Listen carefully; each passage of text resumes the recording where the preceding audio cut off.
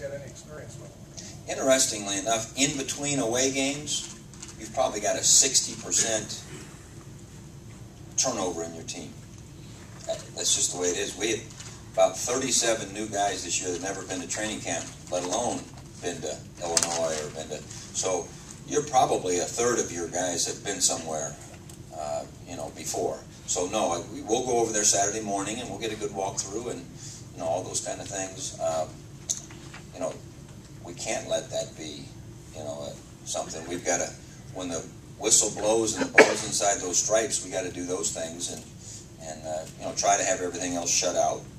And I hope a bunch of red shows up in that stadium. I like those. Mr. Hall. Yeah, have you gotten wind of these proposals by the NFL, the NFLPA, and I guess Jim Delaney was involved with some discussion that they're moving forward and they would penalize players in their in their rookie season in the NFL, so there'd be a little more liability.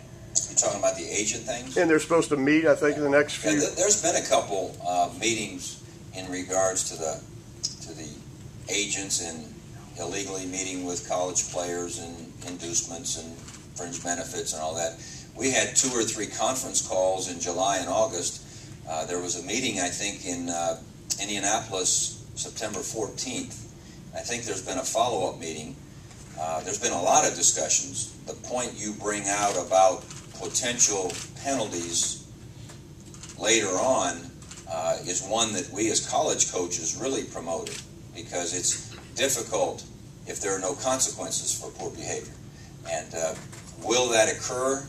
We'll find out. I haven't been in the 2 meetings. I was on the conference calls. I've been briefed as to what went on in the meetings. But the neat thing is that all the parties are in the room. You got the NFLPA, the NFL, there's a group of agents, there's the NCAA, there's the AFCA.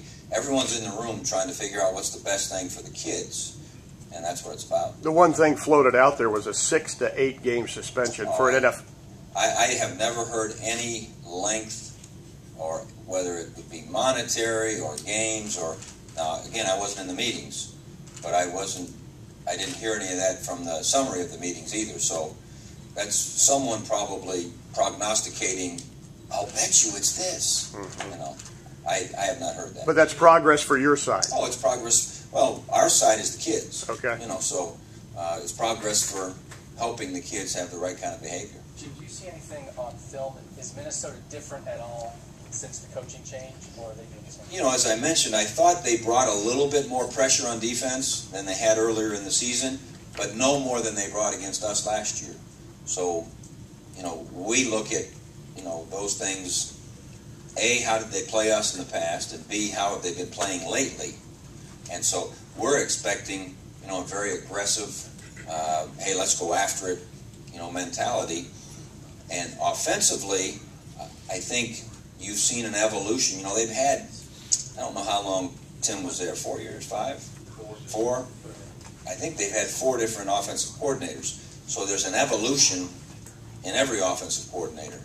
And if you have them late in the year, you can really kind of read it.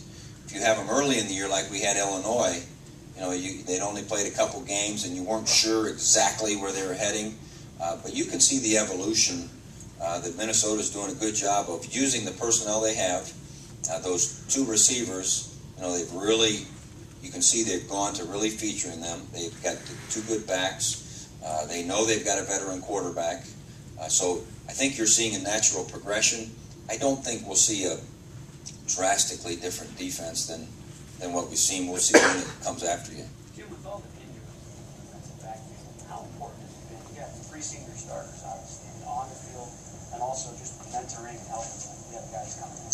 Yeah, those 3 veteran guys have really been special, because not only have they been good mentors, and not only have they had to worry about they themselves playing their position well, but they've had to take an inordinate number of practice snaps. And that's what I get a little bit nervous about. Same thing with special teams. It's like, well, okay, we're going to have a group. We'll be all right. Well, all of a sudden, you get worn out a little bit because you're practicing so much. And so, we as coaches say, well, we got to get a look at this and we got to get a look at that.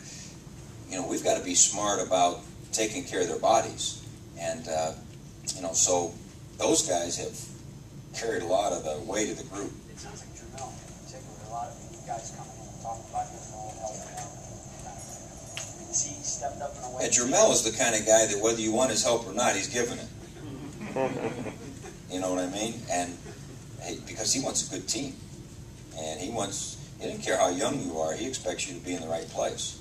And Jermel's a good football player. Jermel's a good leader. There's no question. Did you have a sense that Philly Brown could be this kind of player? I mean, what was your sense of him when y'all signed him and stuff? And just on tape, and I'm just saying he fell through the cracks at all, but he didn't really get that big value like some of the guys did coming in. But what did y'all see about him that told you he might be able to be a Well, often early commits don't get big value because everyone already knows where they're going, and you guys all want something that's new. It's what we call the news. But he was special. When we got a commitment from him, it was like, whoa, this guy's special. Now, how's a guy going to adjust to, he used to, when they needed a guy to run the ball, he ran it. When they needed a guy to throw it to, they, kick it to, he caught it. How's a guy going to adjust to trying to figure out, we've got to figure out where does he fit best, where can he compete. When he first got here, I always take a little bit of direction from the older guys when they have their little 7-on-7s and stuff, and I like hearing them talk about who's pretty good. I remember Terrell telling me one day, he said, hey, that Philly Brown is the truth. And now he didn't have to know any coverages and he didn't have to know any plays, and he was just out there. His ability was the truth. Well, how fast can you learn things? He really learns football. He has a good sense of it. We have felt, that he was going to progress, and he has. Now that do you see him more and more on the field as the season goes on now? I think he had about 30 snaps, and Torian had about 21. And prior to that, it was probably the other way, as he was learning and so forth. But you never know. We need them all because you never know who turns an ankle and you never know who does what. But I hope he's healthy and in the game because Philly's going to be a good player. You talked about Minnesota evolving offense. From your standpoint, it seemed like Saturday you were under center a little bit more than in the past. Is that something was Purdue specific, or do you feel like there's something there that you got that? I think a little bit of all those things. One, based on what they did, we thought that was a good way to deploy. Based on the way the game unfolded, that was a good thing for us to do. Like anything else, there's a little trial and error in everything.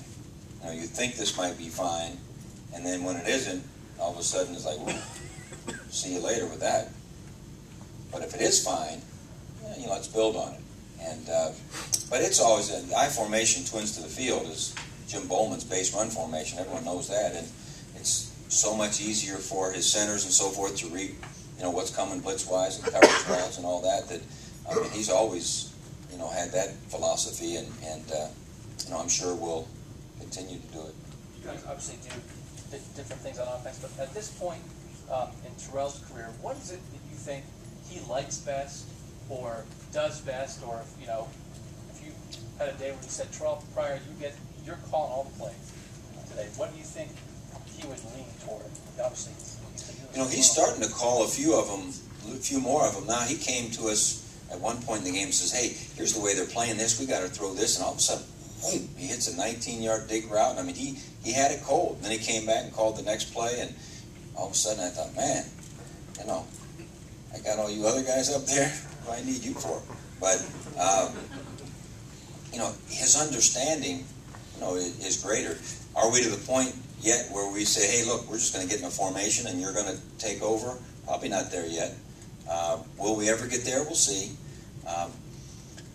We study things in the pass game by protection because that's what it's all about.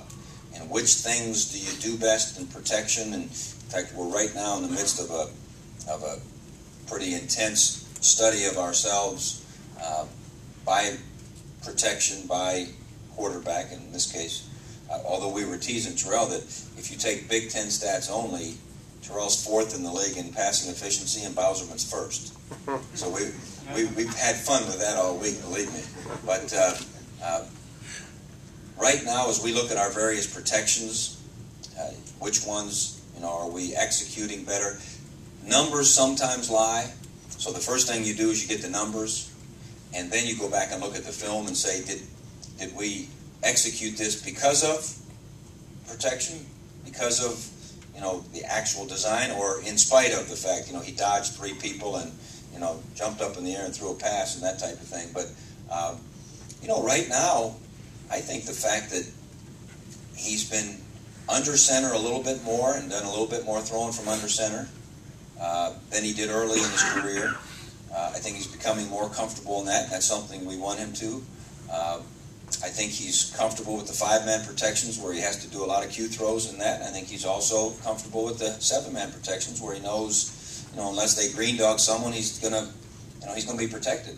And or if someone has poor technique and they beat us around the corner, But so I think his comfort level, is coming along and all those things. And I think I said on the Big Ten call, someone asked me about Terrell, and where you really have an appreciation of his growth is when you're getting ready for a team. We're getting ready for Minnesota. So you watch him last year against Minnesota, and you've been watching him every day now. It's like a different guy.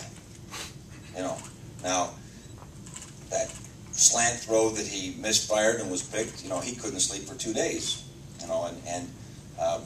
But he knew exactly what he did. 2 years ago, you might have that same issue, and you had no idea why. Because we were just trying to get the ball out of our hand, that type of thing. But we'll just keep grinding away at that. I don't even remember the question. Oh, okay. How about that, kid? That's pretty good. Oh, well. All right, we've got... Oh, I'm sorry. I was going to say, he also looks comfortable out on the edge, a couple of times Saturday. Yeah. I mean, do you see him as an ultimate threat when he gets out there, though, the way that... That's one more threat. Yeah. There's no question. To me, wherever he is, he's a threat. For instance, if you watch the Northwestern Minnesota game, the key to that game was when they decided they really had to play man under and so forth. That quarterback went running like crazy because there's no one assigned to him.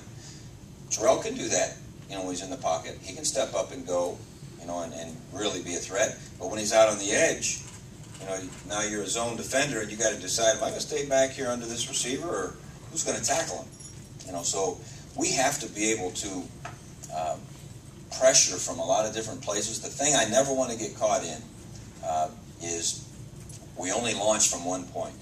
Because if you only launch from one point, what did MacArthur say? You remember that one? He said, if they know where we are, they'll blow us up. And the same thing true with the quarterback. I look at her was a shell return. You were talking about talking about 5-man protection versus 7-man. As your tackles have gained experience, just like everybody tackles gets to, are you able to do a little bit more without keeping as many guys in because Mike is older, Mike is more? Yeah, I think our tackles have come along. I thought we pass protected, Wisconsin fairly well, and Illinois and Purdue. And now, were we perfect? No. And in those kind of games, it might be one play that tips the scale, and we faced some good ones. That Watt and Kerrigan, and there's some good ones in this league. But no, I think we're getting better, and of course that helps. I mean, I could stand back there and complete some balls if there's no one in my face. It's all about protection.